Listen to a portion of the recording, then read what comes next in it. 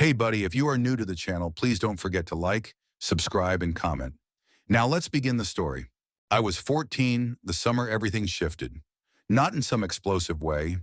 No funerals, no car accidents, nothing you'd find in the news. But in that slower, quieter way that rearranges how you see the world forever. My name's Alex. I grew up in a small town in southern Ohio, the kind of place with one grocery store, two stoplights, and a Friday night football game that felt like church. My mom worked nights at a diner just off the interstate. My dad hadn't been around since I was 8. He left after too many late bar tabs and one fight too many. So it was me, my mom, and my little sister Emily, who was 7 that year. That summer, Mom decided we'd take a trip to see her old college roommate in Oklahoma City. A change of scenery, she said. Couple days away? We didn't fly. We couldn't afford that. We drove her beat-up Chevy Malibu across 3 states, windows cracked because the AC only worked when it felt like it. We broke up the trip with one night in Tulsa, Oklahoma, at a roadside motel called Pioneer Inn. Beige stucco, faded blue sign, pool out back. It wasn't glamorous, but it was cheap, and Mom liked that it was close to the highway. We were assigned room 117, ground floor, tucked in the corner near the vending machines. I remember that first evening clearly. Emily and I sat on the curb outside while Mom went inside to check us in. She was always cautious, always made us stay in sight of the glass doors while she handled things at the front desk. The air was sticky, humid in that heavy Oklahoma way, and Emily was crunching on a bag of pretzels she'd brought from the car. That's when I saw him, a man. Not remarkable, not someone who would stand out if you saw him in a grocery store. Average height, sandy hair cut short, plain jeans and a dark polo shirt. He came out of the lobby but didn't go to a car. Didn't head to a room either. He just walked a few steps out, stopped, and leaned against the vending machine across from us. His eyes didn't move, not at first. But then I realized they weren't drifting around like a bored traveler's would. They were fixed, on us. I looked away quick, pretending to be interested in Emily's pretzel bag. When Mom came out with the keys, I tugged her hand harder than usual, eager to get away from the parking lot. "Everything okay?" she asked. "Yeah," I said, too fast. That night, Emily begged to swim. The pool was behind the motel, fenced in with chain link. Mom finally gave in. We changed, grabbed towels, and walked over. The pool was empty, which should have been a relief, but the silence made every splash echo too loud. Halfway through, I caught movement. My stomach dropped. The man, same one from before. He wasn't in swim clothes. No towel, no flip-flops. Just jeans, polo, hands in his pockets, standing outside the pool fence. Watching. "Mom," I muttered. She noticed. I saw her shoulders tense. She leaned down and whispered, "5 minutes, then we're going." 5 minutes came. He was still there. We got out, wrapped ourselves in towels, and left. Mom never looked directly at him, just kept her arm around Emily, guiding us quick but calm. Back in the room, Mom turned the deadbolt and chain, then put on a cartoon for Emily. She didn't say anything to me until Emily was laughing at the TV. Then she leaned over, her voice low. "You saw him too, right?" I nodded. Her jaw tightened. "Stay away from the door tonight." We tried to settle in. Mom showered. Emily fell asleep with the TV glow flickering over her face. I sat on the second bed, half dozing. That's when it came. 2 short knocks, then a pause, then a voice. "Housekeeping." My stomach nodded. It was after 9 p.m. I looked at Mom's purse on the dresser, at the thin curtain that didn't quite cover the window. Emily stirred but didn't wake. I told myself maybe some staff got the wrong room, but something in me, instinct or fear, made me move. I padded to the door and pressed my eye against the peephole. It was him, closer than before, clearer. That same sandy hair, that same blank expression, except now he was smiling. Slow. His eyes didn't blink. He tilted his head, then raised one hand in a tiny wave. My chest locked up. I couldn't breathe. His other hand stayed behind his back. The bathroom door opened, steam curling out. Mom stepped out in a towel, hair damp. Her eyes went to me, then to the door. She didn't ask. She didn't need to. She yanked me back, slammed the door shut, clicked every lock, slid the chain hard. Then she picked up the motel phone and called the front desk. Her voice was steady but tight. "This is room 117. There's a man outside our door pretending to be staff. No uniform. He followed us earlier. We need another room." Pause, her eyes narrowed. "Not a guest? Then you'd better check your cameras." Another pause. "No, we're not staying here tonight if you can't guarantee safety. Either move us or refund us." Within 10 minutes, they reassigned us to room 233, second floor, near the lobby. A young clerk helped us carry our bags upstairs. He tried to sound casual, but I saw the way his eyes kept flicking over his shoulder toward the parking lot.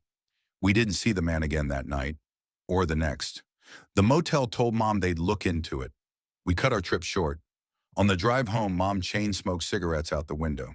She barely spoke except to say, "You never open a door unless you know exactly who's on the other side. Ever."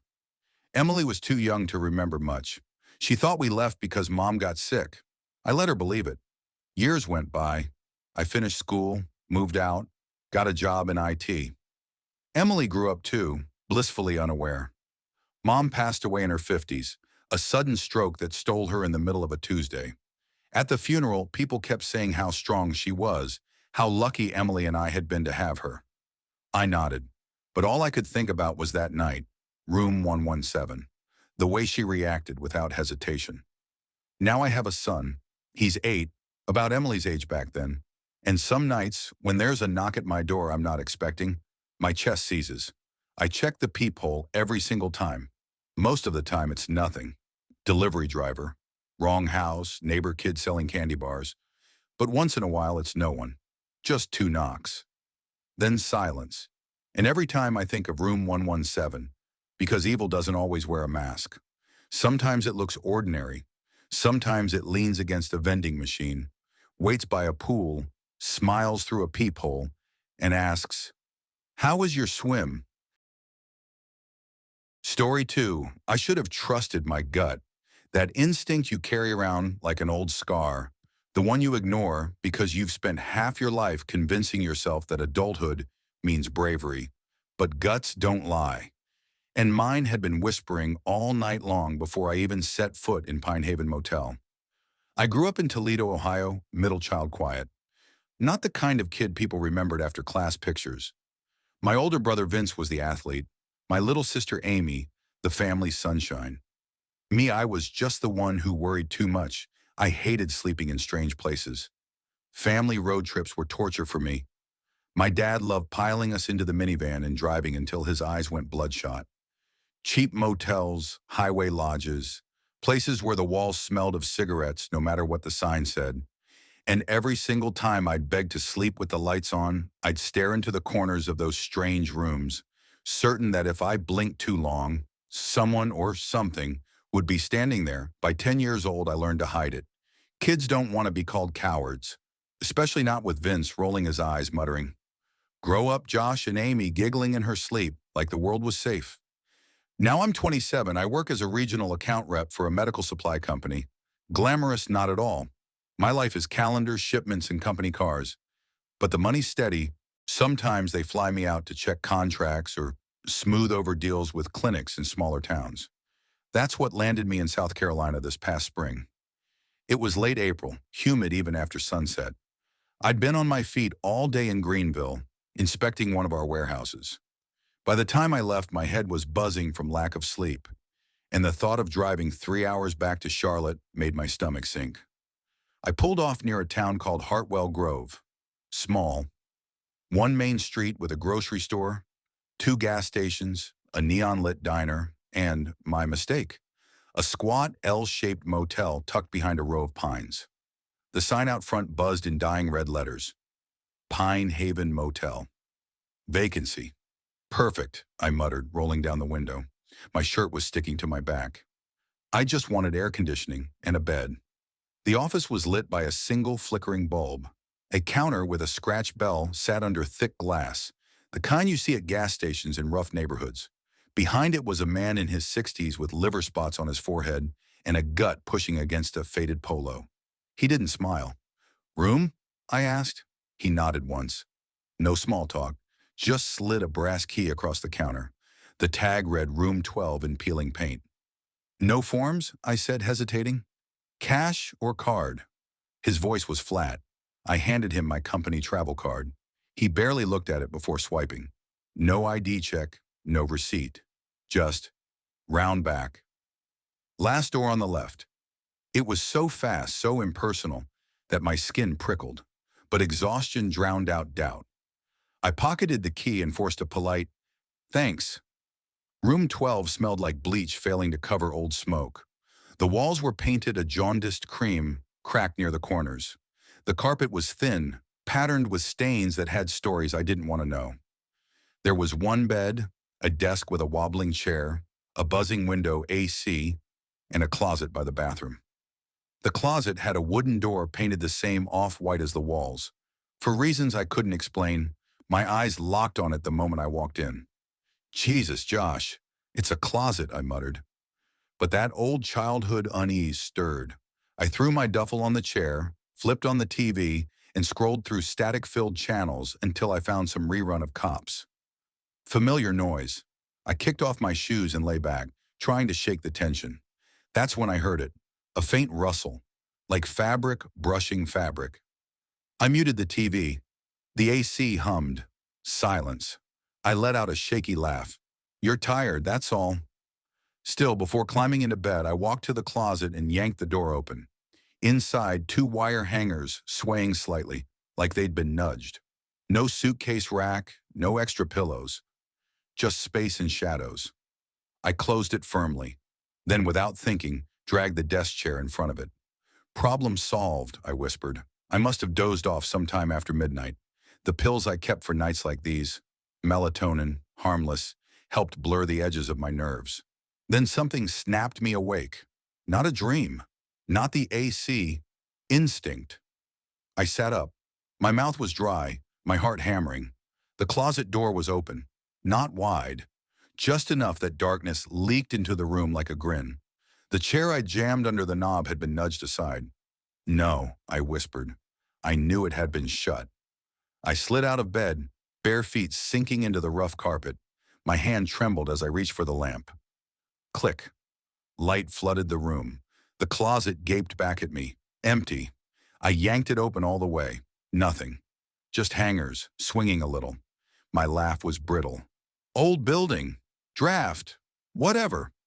But my skin crawled as I shoved the chair back under the knob, this time angling it tight. I added the chain lock to the main door. Fort Knox. I don't know how much later it was. Minutes, maybe an hour. But the sound came again. Rustle. Click. The scrape of wood against carpet. I snapped awake. Breath caught in my chest. The closet was wide open.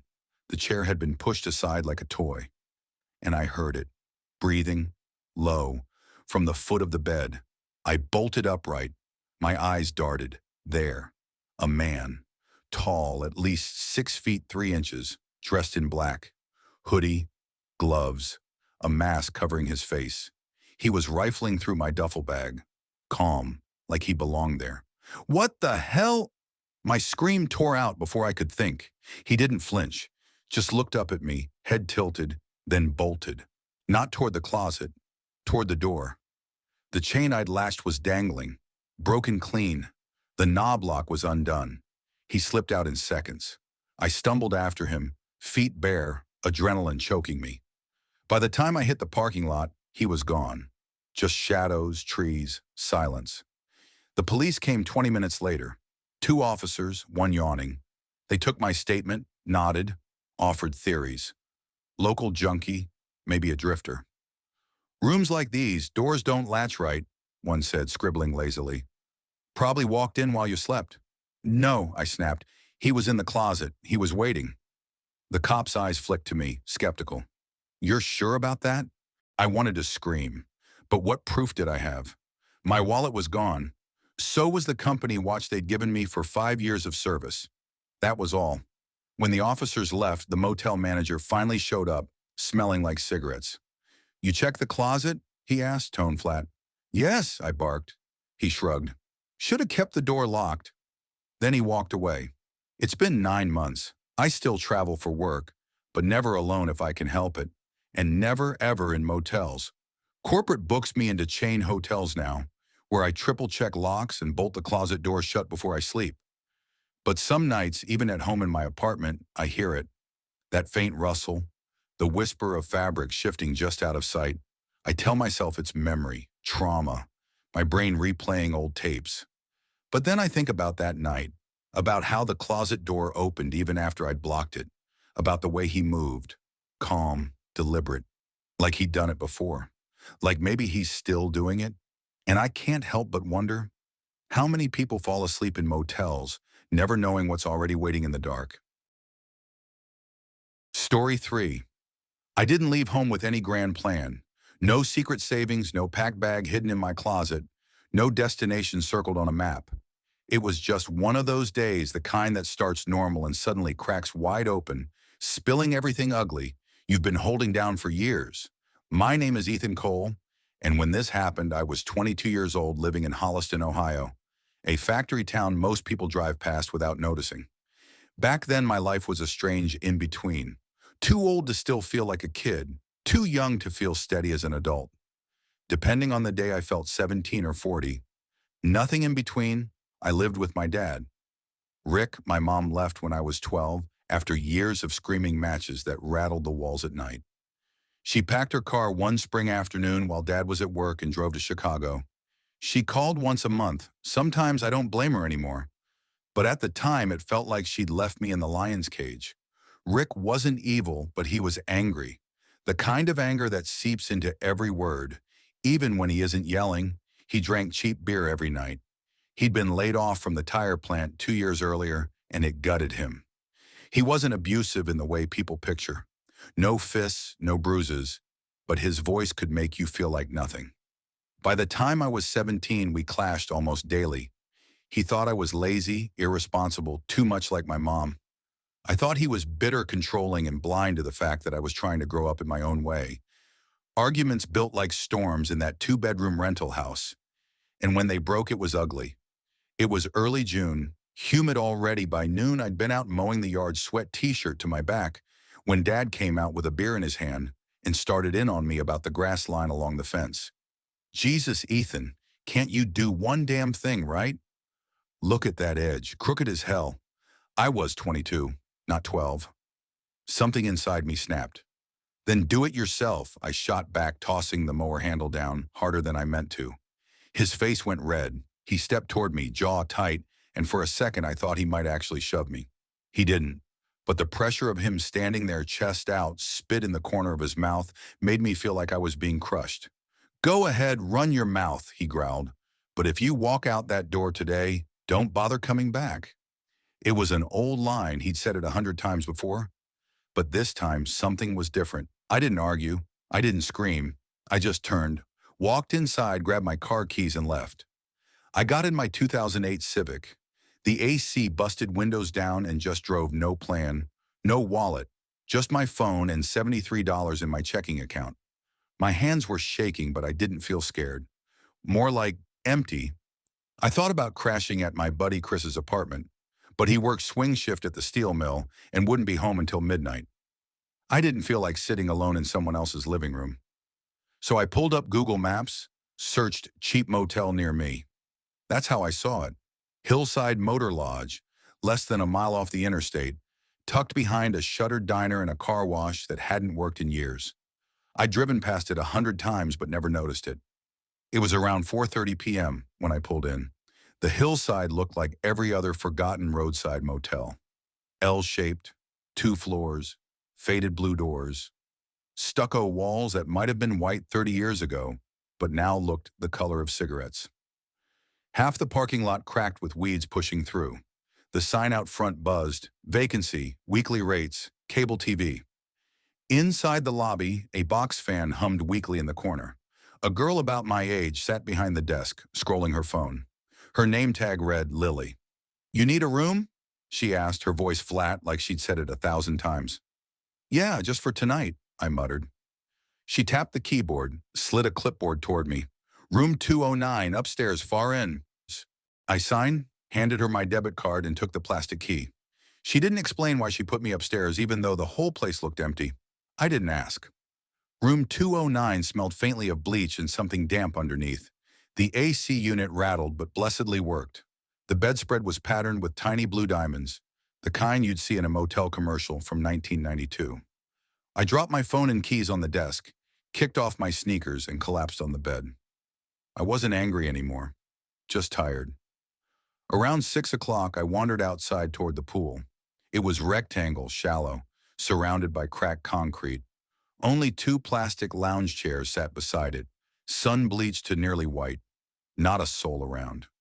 I sat at the edge, dipped my feet in the lukewarm water, scrolled my phone. Chris had texted asking what happened with Dad. My mom had called twice. I ignored both. The silence of the place hit me then. No kids splashing, no car doors slamming, no TVs blaring through thin walls. Just me, the pool, and the cicadas buzzing in the distance. Back in my room by 7:30, I drew the curtains, turned on the TV, and lay down. At 8:10, there was a knock. Light, 3 taps. I waited, expecting someone to say, "Housekeeping." Nothing. I peered through the peephole. Empty. A chill slid down my spine. I opened the door anyway. Hallway was deserted. I locked it, slid the bolt, and hung the "Do Not Disturb" sign outside. At 8:45, my phone rang. Mom. I answered this time. "Don't come back tonight," she whispered. "He's still pacing around, worked up. Just give him space." "I wasn't planning to," I said. She sighed. "I'm sorry, Ethan, for everything." "Me too." We hung up. I brushed my teeth, left the bathroom light on, and climbed into bed. Sometime after midnight, I woke to a sound. At first, I thought it was the TV, but I'd turned it off. Then I heard it clearly, a whisper. "You have to let them in." My eyes shot open. There was a figure at the side of my bed. A woman, old, hunched, stringy gray hair hanging over her face. Her eyes were wide, frantic. "You have to let them in," she repeated, voice sharp with desperation. My throat tightened. I gasped, shoved back, and tumbled off the mattress. She stepped closer, bony hand reaching for my neck. Her grip was weak but cold, impossibly cold. I tore away, stumbled barefoot to the door, yanked it open. She followed, but only to the edge of the carpet. There she froze, trembling, staring at me as if bound by some invisible line. I ran. I slammed through the glass doors of the lobby, chest heaving. Lily jumped up. "Jesus, what the hell, man?" "There's a woman in my room," I panted. "Old lady, gray hair." She grabbed me. Her face drained of color. For a moment, she just stood there. Then she muttered, almost to herself, That might have been Maria." "Who the hell is Maria?" "One of the old cleaners. She lost her husband last year. She hasn't been right. Sometimes she sneaks in. She had a master key once, but management never replaced the locks." I stared at her. "You're telling me she just wanders into rooms?" Lily swallowed. She used to live here, back when her husband managed the place. She doesn't understand she doesn't belong anymore." The cops came. I gave a statement. They searched the property, found a stairwell door propped open, but no trace of Maria. The security cameras showed her entering the second-floor hallway near my room, but they never showed her leaving. At 1:30 a.m., shaken, I got in my Civic and drove home. When I slipped through the side door, Dad was at the kitchen table with a beer. For once, his face wasn't angry. He looked worried. "What the hell happened?" he asked. I told him everything. To his credit, he didn't laugh. He just shook his head and muttered, "Damn." Then he said quietly, "Get some sleep in your old room." That was the closest thing to an apology I ever got. It's been 5 years since that night. Dad mellowed some. We're not close, but not enemies either. I still don't know what Maria meant when she whispered, "You have to let them in." I don't know who them were or why she seemed trapped in that hallway. But I do know this. I've never stayed in a roadside motel since, and if I ever do, I'm double locking the door. Story 4. I never thought much about motels. They'd always just been stopovers to me. Places between the place you were leaving and the one you were headed toward. A bed, a shower, a TV that barely worked. Nothing more, nothing less. That night, though, I learned motels can hold their own kind of weight, their own kind of menace. My name's Ryan Cooper, and the story I'm about to tell happened 2 summers ago when I was 27. Back then, I was carrying around more grief than I knew what to do with. My dad had died suddenly of a heart attack the winter before, and my younger sister Emily had just gone through a brutal breakup.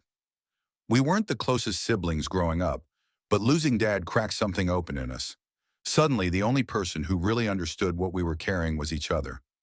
So when Emily suggested we get away for a few days, just drive, find somewhere cheap, clear our heads, I said yes. It wasn't about where we went. It was about not being at home with the silence and the memories. We flew from Minneapolis into Boise, Idaho, rented a beat-up Corolla, and drove north toward the mountains. Emily had found us a motel online, the Hollow Pines Motel, a budget place about 20 minutes outside the city, tucked off Highway 55. It had okay reviews, clean enough, friendly staff, quiet, which was all either of us wanted. We landed late. By the time we pulled off the highway, it was close to 11 p.m. The neon sign for Hollow Pines glowed a sickly red, buzzing faintly in the dark. The building was a squat, two-story structure with peeling green paint and a row of doors lined up like missing teeth. A couple of faded lawn chairs sat outside the lobby, and a vending machine hummed in the corner, its light flickering. Emily wrinkled her nose. "Wow, you really know how to spoil your sister." I smirked, too tired to bite back. "You picked it?" Yeah. She hugged her jacket tighter. "Let's just check in. I'm freezing." Inside, the lobby was yellowed with age. The carpet was worn, the plastic ficus in the corner coated in dust. Behind the counter sat a thin man in his late 50s, gray hair slicked back, a smile stretched too wide. His name tag read Paul. "Evening, folks," he said in a voice that was too cheerful for the hour. "Checking in." "Yeah," I said. "Reservation for Cooper." 4 nights. He tapped the keyboard with deliberate slowness, like each key might bite him. "Room 207, second floor, end of the hall." He slid 2 key cards across the counter. "Breakfast is from 6:30 to 9. Please don't prop open your door, and if you need anything, I'll be here until midnight." I nodded. "Thanks." Emily leaned in, whispering as we walked out. "Don't prop open your door? What kind of rule is that?" I shrugged, though something about the way he'd said it made the hairs on my arms prickle. The room smelled faintly of bleach and plastic, but it was clean enough. 2 double beds with stiff floral comforters, a TV bolted to the dresser, a small bathroom with peeling linoleum. The window looked out onto the back parking lot, where a single light buzzed over a row of empty spaces. Emily dropped her bag onto the nearest bed. "It's fine," she muttered, then flopped down, staring at the ceiling. "Better than Dad's old fishing cabin, anyway." That pulled a smile out of me. Barely. We stayed up for a while, splitting gas station snacks and watching a horror movie on cable. It was one of those cheap ghost in a hospital things, bad effects and worse acting. Emily laughed at all the wrong moments, but I could tell it was nerves more than amusement. By 1, the lights were off. Emily was out within minutes, her soft snore filling the room. I lay awake longer. Travel always wired me, made my mind hum like static. That's when I heard it, a shuffle outside, like footsteps dragging over gravel. At first I thought it was another guest unloading a car, but the sound didn't stop. It circled, slow, deliberate.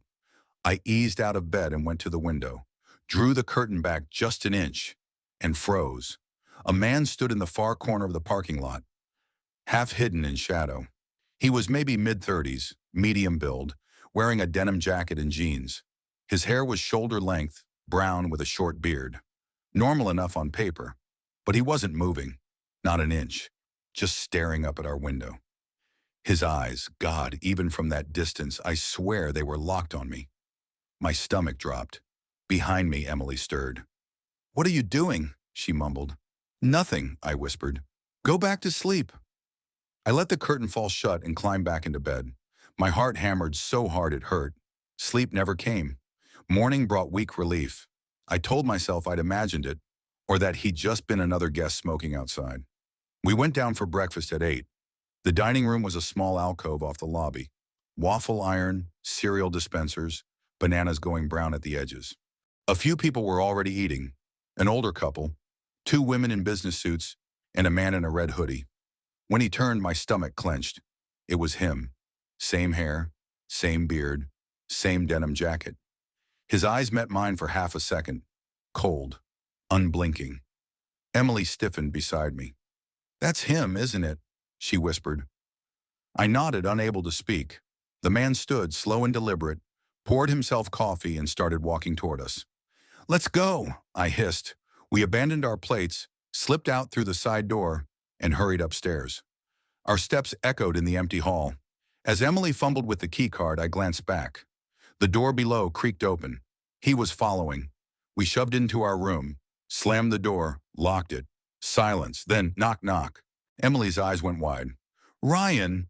I crept to the peephole. He stood there inches away, knuckles raised, expression blank.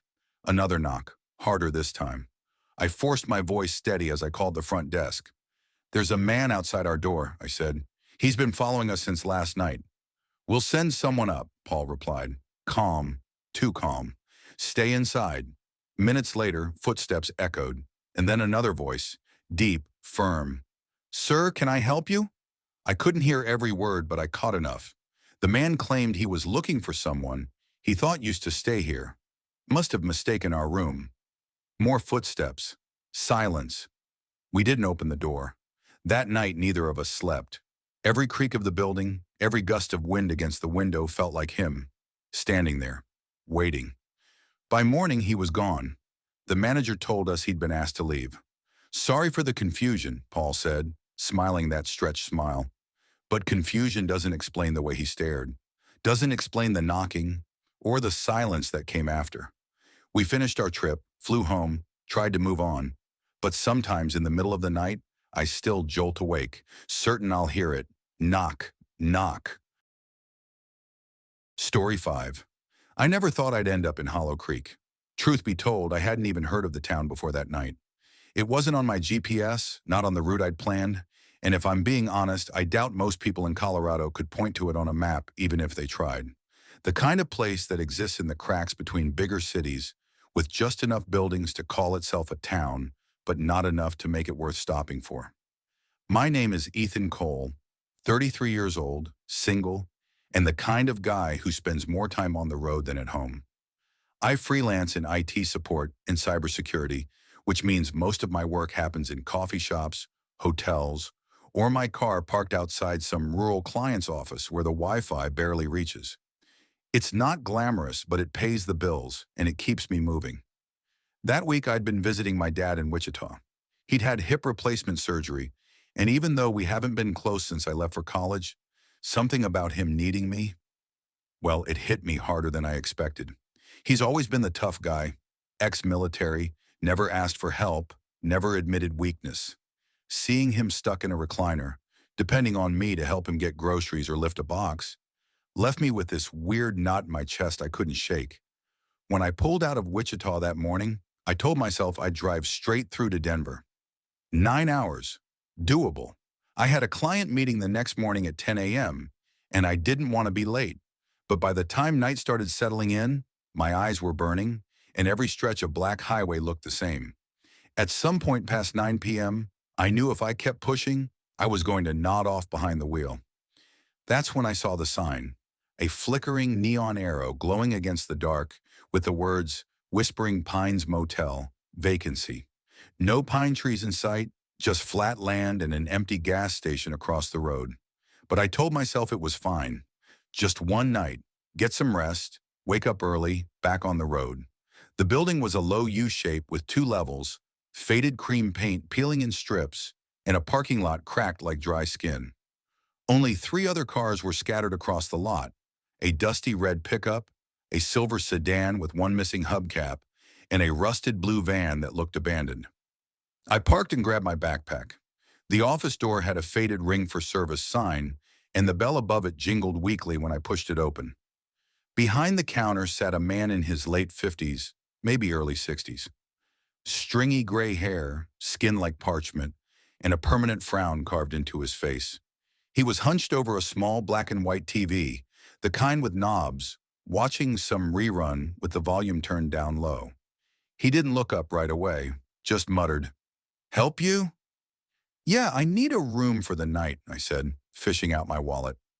He finally turned his head, eyes narrowing at me in a way that made me instantly uncomfortable. Not unfriendly exactly, just like he was studying me too closely. "Cash only," he said flatly. "All right," I replied, pulling out two 20s and a 10. He slid me an old brass key with a cracked plastic tag. Room 12. First floor, far corner. "No smoking inside," he added, even though the place smelled faintly of cigarettes and bleach. I nodded.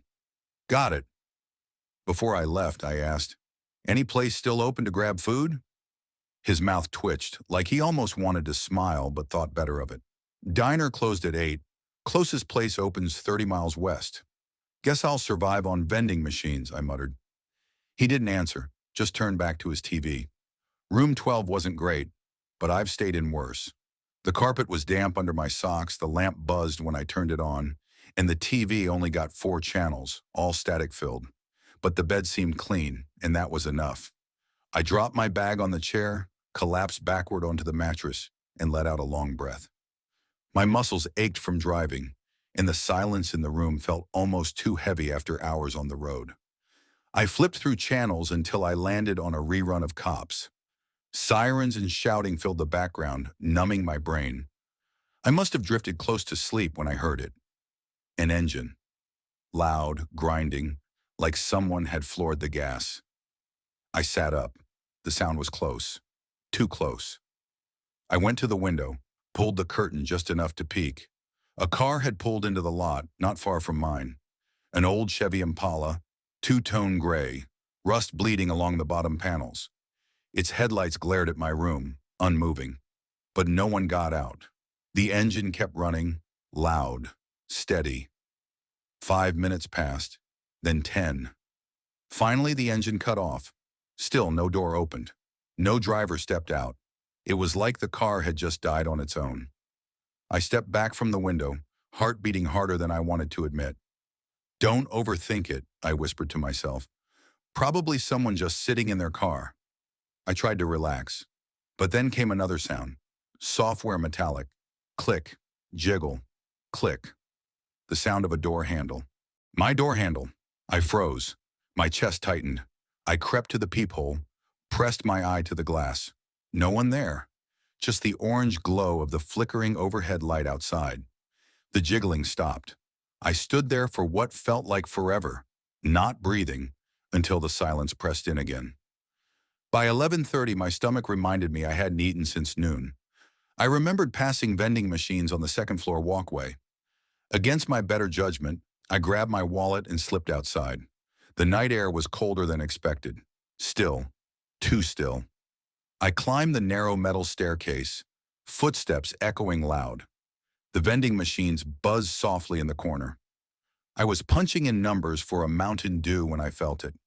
That unmistakable prickle of being watched. I turned. A man stood 20 feet away, hands buried in the pockets of a faded brown jacket. He didn't move, didn't speak, just stared. I nodded politely, forcing my voice steady. "Evening." No reply. The soda clunked into the machine. I grabbed it, turned back. He hadn't moved an inch. I walked toward the stairs, calm but brisk. As I stepped down, he stepped forward. Not close, but closer. I didn't run, but I didn't linger either.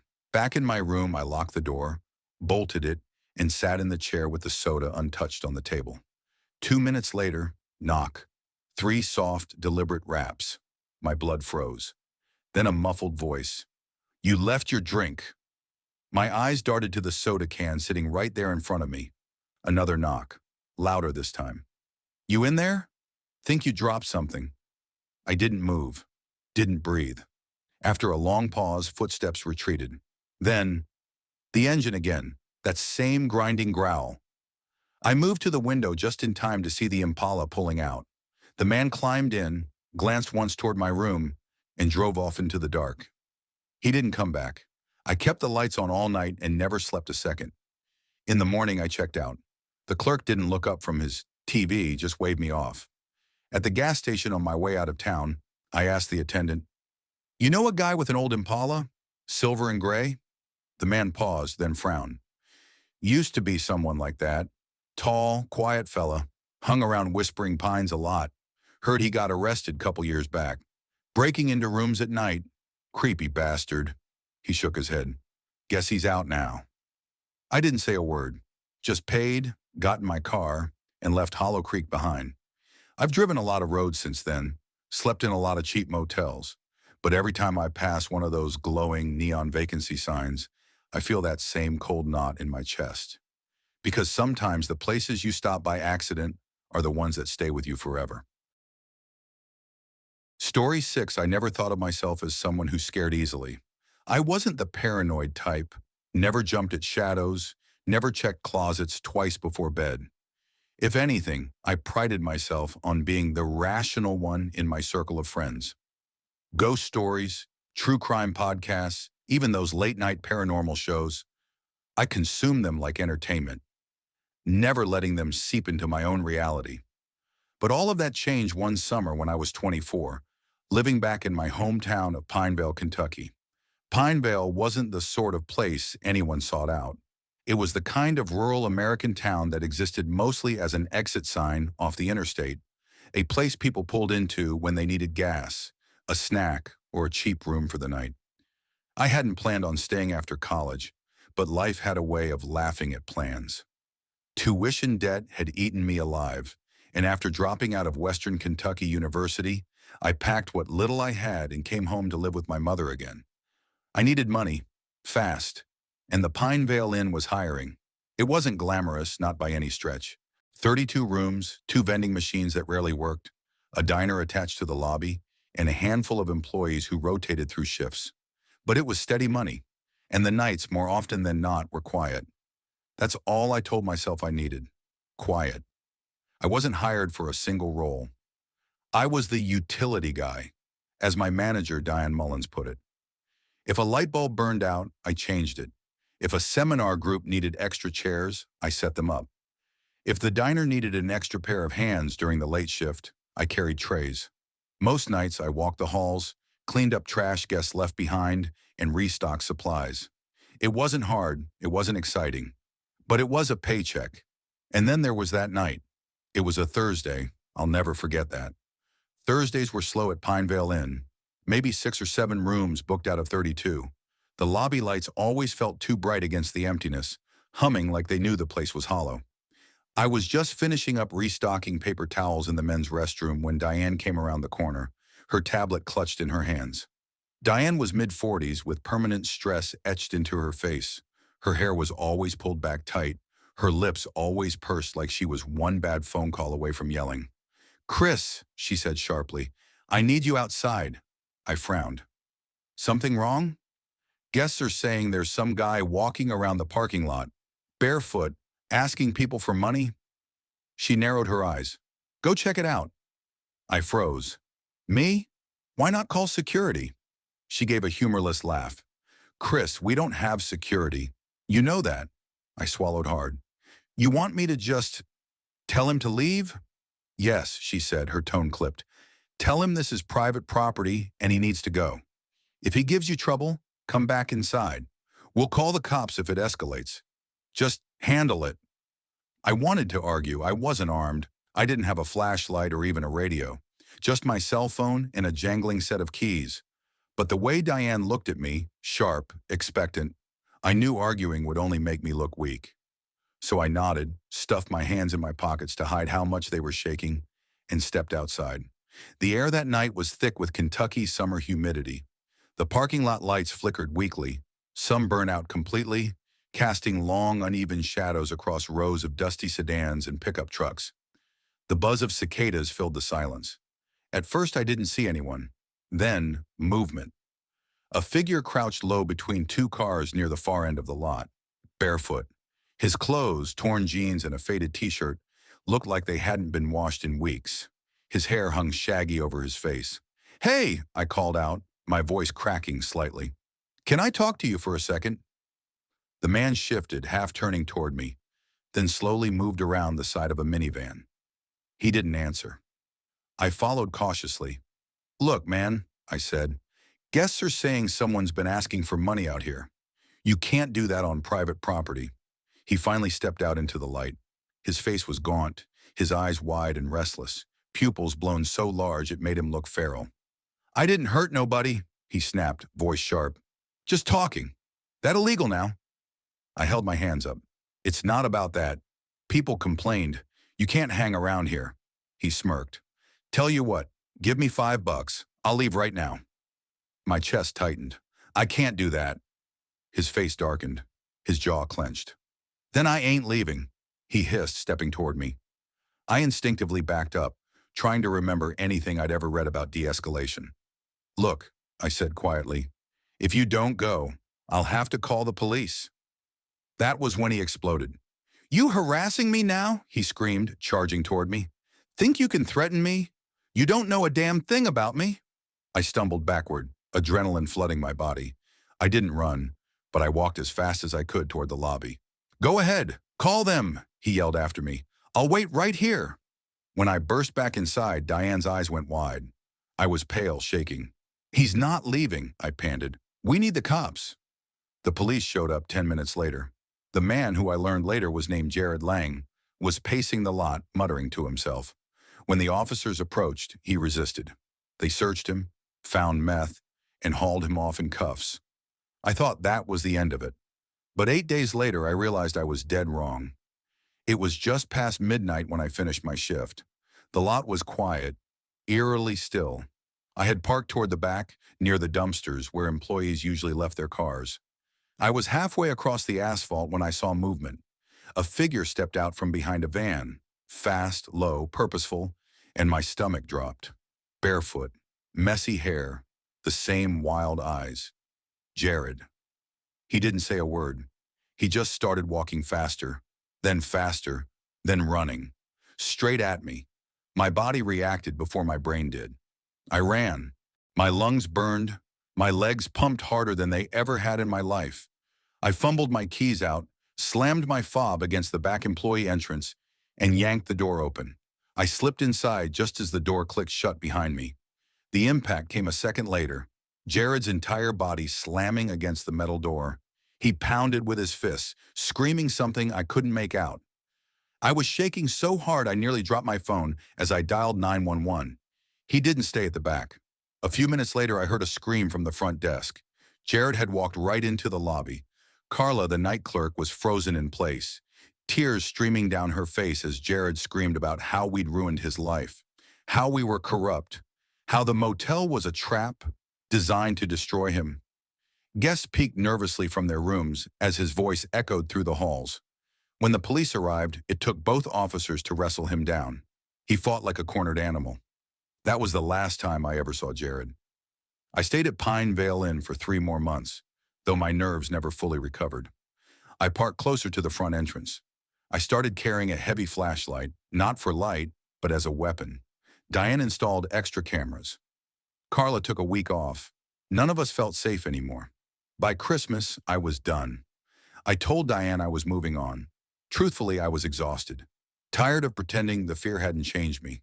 Tired of jumping every time a stranger walked in too fast. I took a warehouse job in Bowling Green. The pay was better, the hours steadier, and most importantly, no one unpredictable wandering in off the street. But even now, years later, Jared lingers in my head. Sometimes I catch myself glancing over my shoulder in a parking lot, half expecting to see him barefoot, crouched low, waiting. I don't know where he is now.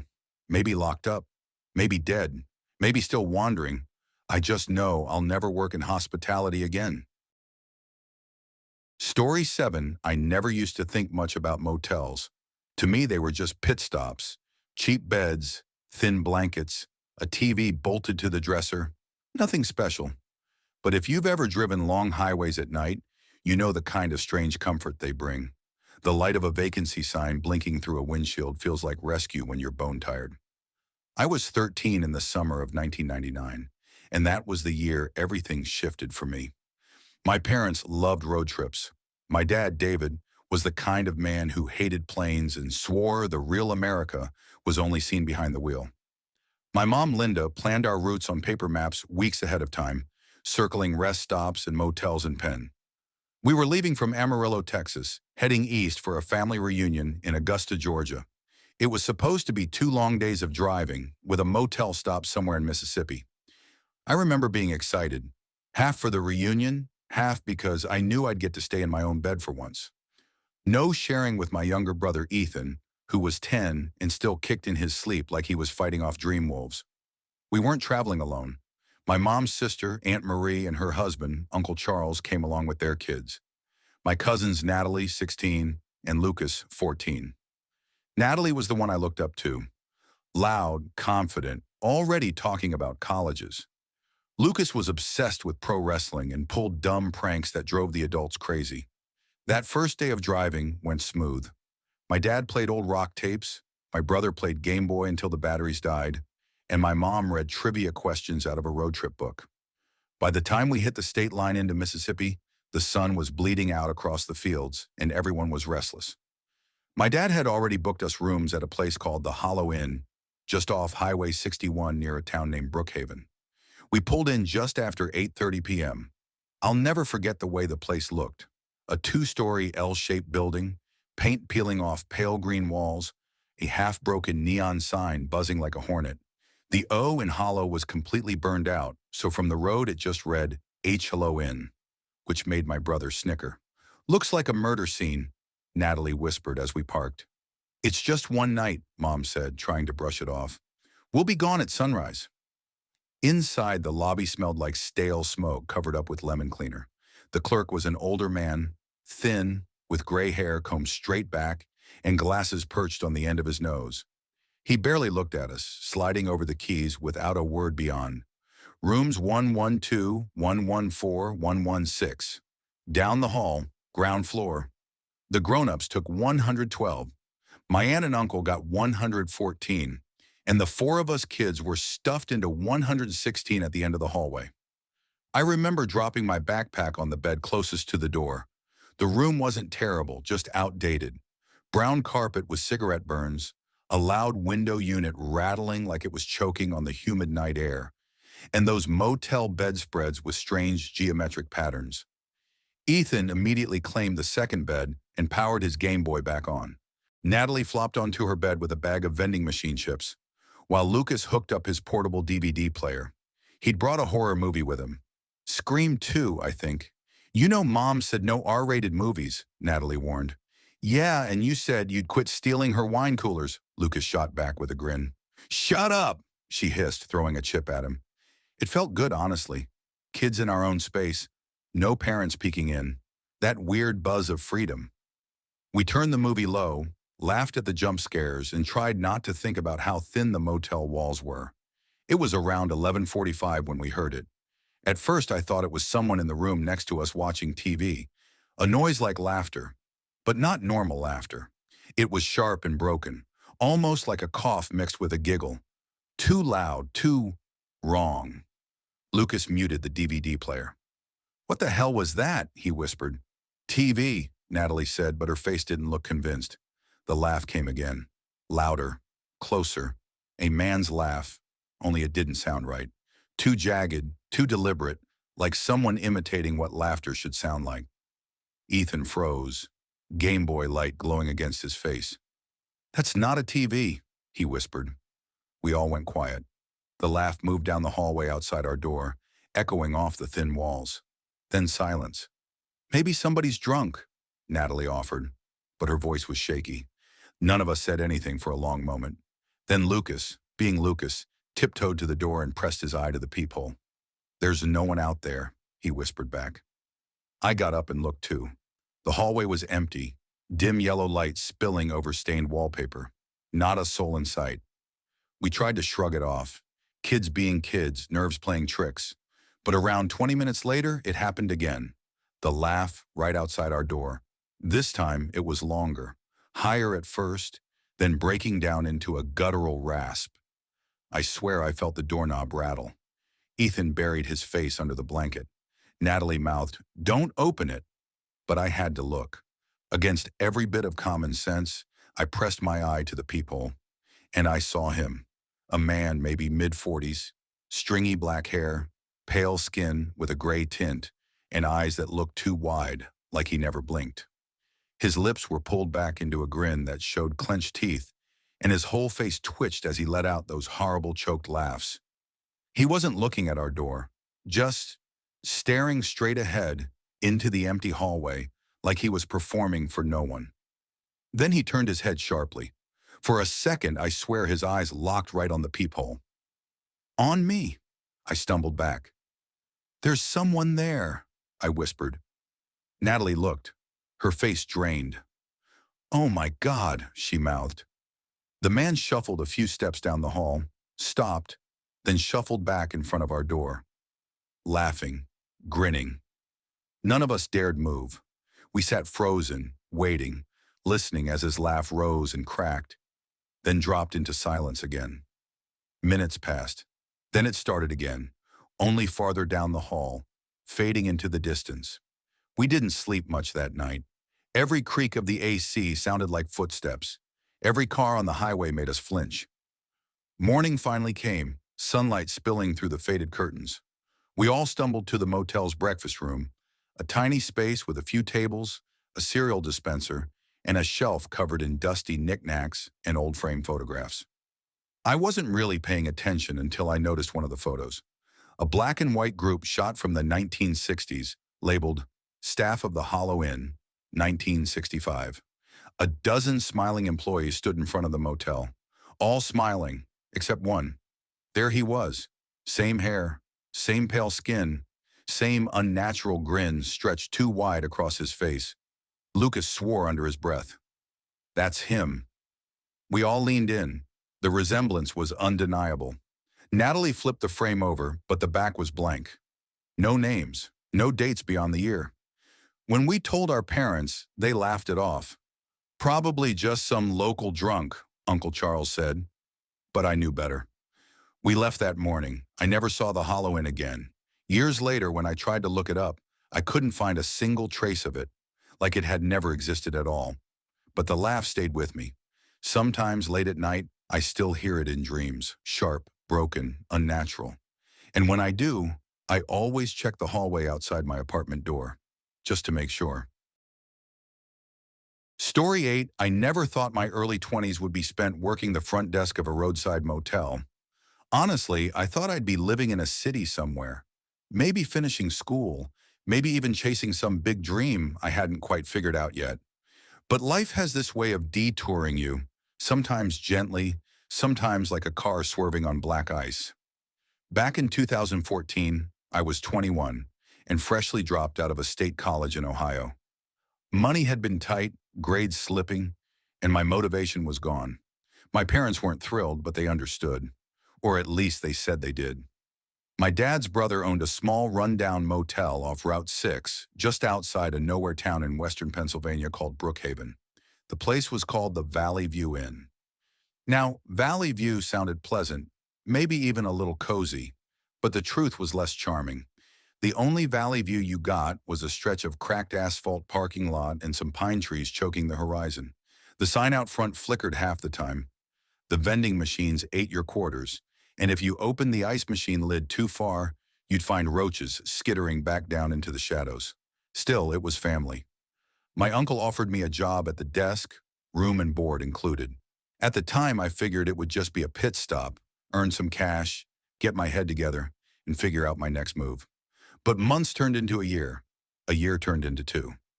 By the fall of 2016, I was still there. The night everything happened, I was already jaded. I'd seen more than I ever wanted to. Addicts twitching in the lobby, truckers who couldn't remember their own room numbers, couples fighting so loud I thought someone would end up dead. And through all of it, I sat behind a scratched-up plexiglass barrier, trying to stay awake with cheap coffee and puzzle games on the motel's ancient Dell computer. That night started like any other. It was a Thursday in early November. The air outside was damp and sharp, the kind of cold that seeped into your lungs and made you shiver even indoors. I remember the smell of wet leaves drifting in whenever the lobby door opened. I was nursing one of those gas station cappuccinos, the kind that tastes like sugar and powdered creamer more than coffee. The clock over the desk had just ticked past 11:15 when the front door creaked open. He walked in quietly, almost too quietly, and I felt the air shift before I even looked up. He wasn't filthy or twitching like some of the people we got, but there was something off. He looked mid-40s, average build, a puffed-up gray windbreaker zipped to his chin, a black beanie tugged low over his forehead, shadowing his eyes. His expression was flat, practiced almost, like someone imitating what a normal person looked like. "Need a room," he said softly, his voice not matching the rest of him. Too gentle, almost rehearsed. I cleared my throat. 49 even, I told him, sliding the clipboard for registration under the slot in the glass. He didn't even look at the form, just reached into his jacket and pulled out a wad of damp bills, mostly fives and ones. He counted them with deliberate slowness, as if he hadn't handled money in a while. I took the cash, slid him a key. "Room 12, straight down, second to last on the left." He stared at the key for a moment longer than felt normal, then gave a single nod and left without another word. I leaned back in my chair, half relieved he was gone. My heart rate hadn't settled yet, though. Something about him, it made my stomach knot. But at the desk, you learned quickly to push that stuff down. If I jumped at every weird guest, I'd never last a shift. So I went back to clicking away at the game on my screen, sipping what was left of my lukewarm cappuccino. It couldn't have been more than 10 minutes before the lobby door opened again. I looked up, and there he was. Same windbreaker, same expressionless face. He stepped closer to the glass. "The key doesn't work," he said. "Room 12?" I asked. He nodded once. "It sticks sometimes," I said, trying to sound casual. "Did you jiggle it a little?" "I tried. Won't open." I hesitated. A part of me whispered no. Tell him to wait until morning. Tell him you'll move him to a different room. Tell him anything but going down there yourself. But then I thought of my uncle, of him chewing me out for letting a guest complain, for making the family business look bad. "Okay," I sighed, standing. "I'll come take a look." I slipped on my hoodie, slid my phone into the front pocket, and walked around the desk. The cold air hit like a wall when I stepped outside. He was already halfway down the row, heading toward the far end where room 12 sat in the shadows. When I caught up, I noticed a white van parked directly in front of the room. Old, nondescript. No windows in the back, no plate on the front. He handed me the key without a word. I slipped it into the lock. It turned easily. The door swung open without resistance. And then his hand slammed into my back. I stumbled hard into the room, my shoulder crashing into the edge of the nightstand. Pain shot up my arm. Behind me, I heard the door click shut, the bolt sliding into place. He was fast. Too fast. Not fumbling, not unsure. He knew exactly what he was doing. But so did I. See, I'd learned the hard way that working nights at a motel meant always being ready for the worst. I carried a stun gun in my hoodie pocket, cheap but functional. My uncle used to laugh at me for it, said I was paranoid. That paranoia saved me. I rolled onto my knees, fumbling, yanking it out just as he turned toward me. His eyes widened just slightly, and for the first time, I saw something beneath that flat mask. Surprise. He lifted an arm, maybe to speak, maybe to reach for me. Too late. I lunged forward, pressed the trigger, and jammed it into his ribs. The crackle filled the room, loud and violent. His body convulsed, a muffled scream tearing from his throat. He staggered backward, hitting the wall. That was all the time I needed. I scrambled up, shoved the lock aside, and threw the door open. Cold air hit me again as I ran, sprinting across the cracked pavement toward the lobby. My heart pounded so hard I thought my chest might split. I slammed the glass door shut behind me, locked it, and grabbed the phone with shaking hands. 911, what's your emergency?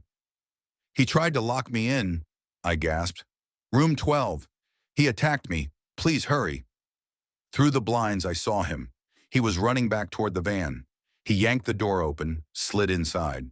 The engine roared to life. Tires screeched against the pavement. The van peeled out of the lot, disappearing down the back access road into the trees. The police arrived within minutes. I gave them everything I could.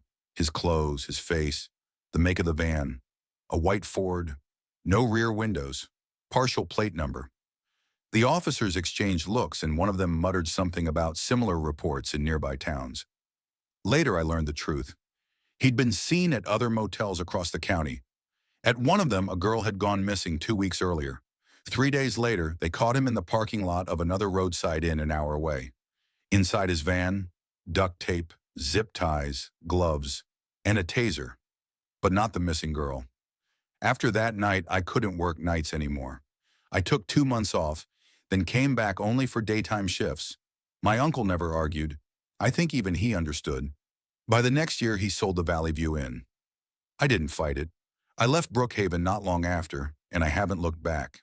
But sometimes, even now, when I drive past an old roadside motel or catch a glimpse of a white van in my rearview mirror, I feel the echo of that night. The cold push of his hand against my back. The quiet click of the door locking behind me. And I wonder, what would have happened if I hadn't carried that stun gun?